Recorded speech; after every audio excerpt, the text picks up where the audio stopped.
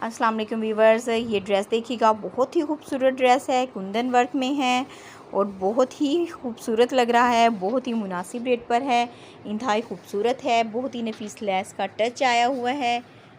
Functions में अगर आप पहनेंगे तो ये आपको चार चांद लगा देगा। बहुत खूबसूरत ड्रेस है।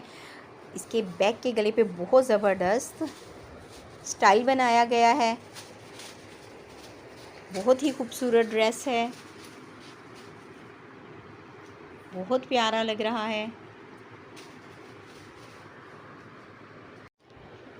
ये देखें व्यूवर्स, ये शर्ट के साथ दुपट्टा भी फुल हैवी है।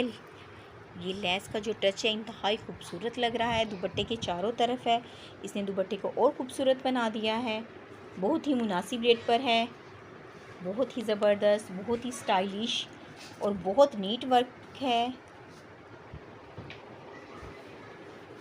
व्यूवर्स, कंजूसी मत कीजिए। ये अगर आप लोगों को मेरी वीडियो पसंद आती हैं तो आई रिक्वेस्ट यू मेरी वीडियो को लाइक किया करें, सब्सक्राइब किया करें। Thank you.